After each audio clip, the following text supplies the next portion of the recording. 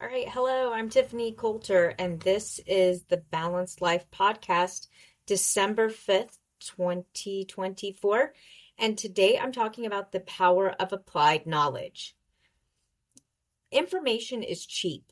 When I was younger, back in high school in the 90s, I remember how much I had to pay for books, and I was studying foreign languages. I was studying both French and German when I was in high school, and this would have been like 90 through 94. And I had to spend an awful lot of money to get any resources in non-English. And in fact, when I would travel overseas, because I was a foreign exchange student, I would take money with me and I'd work jobs to pay for, well, to pay for my ticket to go overseas, but also when I was over there to buy things in French and German because it was impossible to get stuff over here. I was able to go to like bookstores close to large college campuses and I could buy things. I still have a large dictionary encyclopedia type thing that I bought when I was in the 11th grade, and it was like 70 or $80 when I was in the 11th grade. So I mean, this was the early 90s. That was a lot of money. That's like a couple $100 now. We really paid a lot for the kind of information that we can now get free at a moment's notice. And because of that, because information is cheap, it's just not valued. And information has, because it's not valued, we're trying to create ways to get people to value the information. So they've created infotainment. You know, when I go on to any kind of site or YouTube in particular, they don't just give you an answer. Finding someone who has a huge following that just gives an answer is very rare. And that is because YouTube pays you, if you're monetized, based on your watch time. And you can't get monetized until you have enough watch time, until you've got, 1,000 hours or whatever. I don't remember what it is, 4,000 hours, I think it is. Because I've had over 1,000 followers for a year. And we've had a couple issues with me not being able to upload as consistently as I would like, and we're working through those. But even with that, if I don't make a video that's between 8 and 10 minutes, then I'm not going to get long enough for YouTube to push me out there. And so people create these teasers like you would in a novel. It becomes, you're using novel writing techniques to keep people watching. It's what the news does before the commercial break. They want you to watch the commercial and stay for the next thing. No longer do you simply get information. You have to be entertained and teased and drug along. Because of that, it's like people consume it like it's entertainment. So it's like preparing for a quiz show. People just gather information and accumulate knowledge. But what happens is people are not using it. And that's why today I'm talking about the power of applied knowledge. You have so much more knowledge than people had access to, even your parents or grandparents. I mean, some of you, I'm probably old enough to be your mom because my kids are in their early 20s. But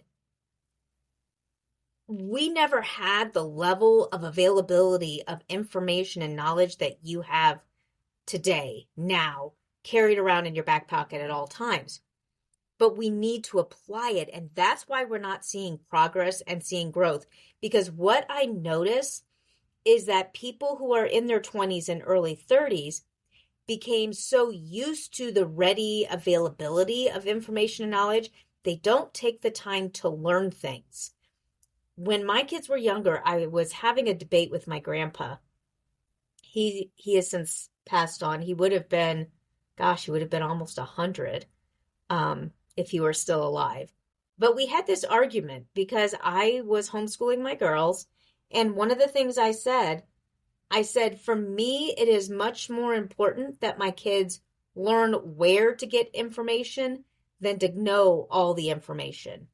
And he told me that was wrong. And at the time, I was pretty adamant. And now I realize he was right and I was wrong.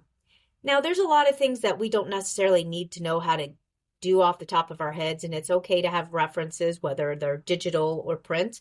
Although I would advocate for having access to print ones because you lose the internet, like where hurricanes hit or a snowstorm hits or you lose power, suddenly you lose your access to your brain. So having print resources and information that you can access without the power of the internet is still valuable.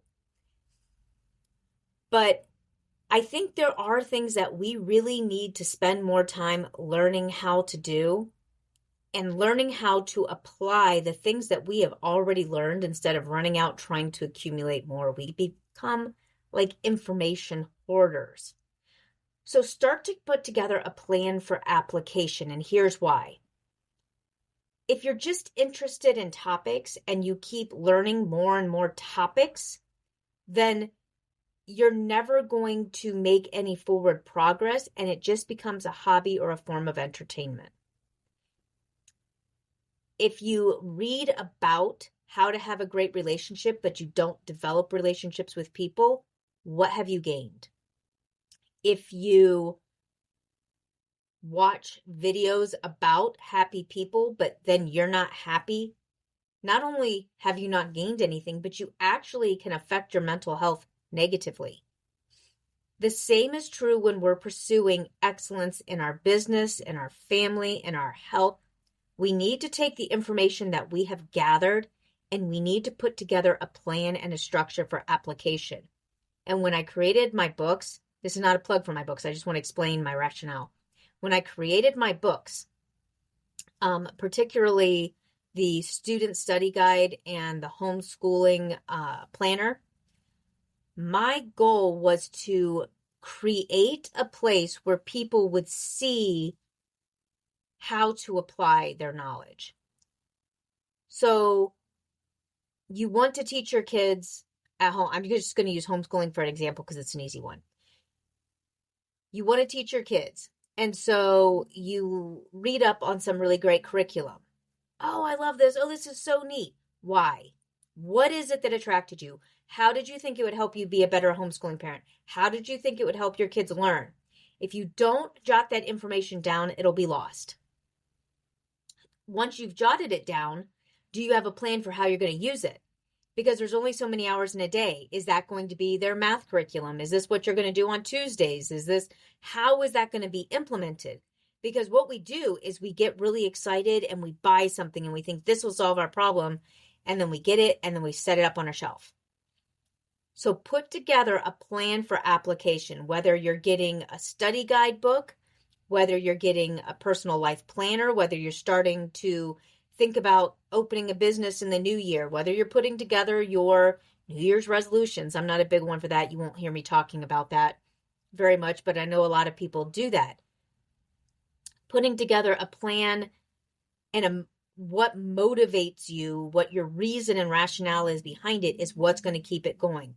The reason I keep coming back and doing these podcasts is because although I don't have a ton of listeners right now, I know that will change. I understand that over time, as I continue to provide good quality content, people will find me. I'll use marketing channels. I'll be able to point to it. I'll be able to guide people to this information. I can pull from it later on and share it with people. I can even keep the transcripts myself and use them in the future for other lessons and courses and things that I want to do with people. I have a plan for application, but right now it's about trying to start to establish with my listeners, as few as you are, but growing, that there is real value in listening to this and that there are real ways that this is really going to change your life. It's also giving me a place to explain to you where I've made mistakes and what I would have done differently. So hopefully you don't repeat the same mistakes. So I hope that today what you'll take away from this and what you'll start to do is to apply knowledge that you've gathered. Stop accumulating new knowledge. Stop thinking knowing one more thing is going to make your life better. And set about taking what you already know. Get quiet. Calm down. Turn off the music. Turn off the radio. Well, if you listen to a radio, put your phone on mute. And just think. Think through what you already know. Think through what you need to do. Next week in the podcast, I'm going to talk about how to use what you know in more detail. That's not a teaser, that's just information.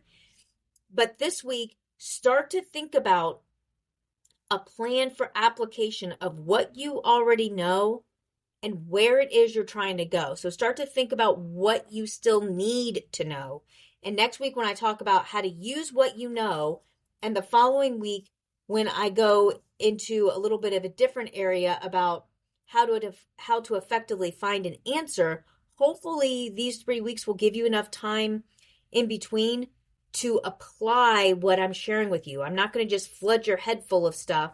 I'm hoping that you'll take these days in between. And if you're listening to these in archives, I hope you'll give yourself a couple days to slow down and really apply what I've talked about in each of these and do something with them, and then maybe circle back and refine what you're trying to do, or listen to it a second time to make sure you really got the information. But focus on the power of applied knowledge and how you're going to apply it and why you need that knowledge. All right.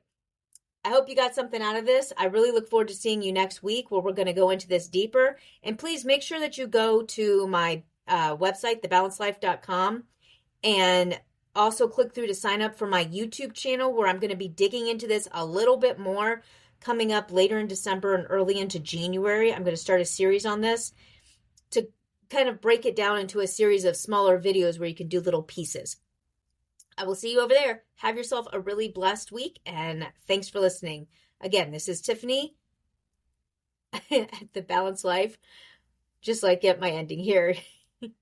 You're going to fail sometimes, kind of like with this close. Just try to fail forward. I'll see you next time.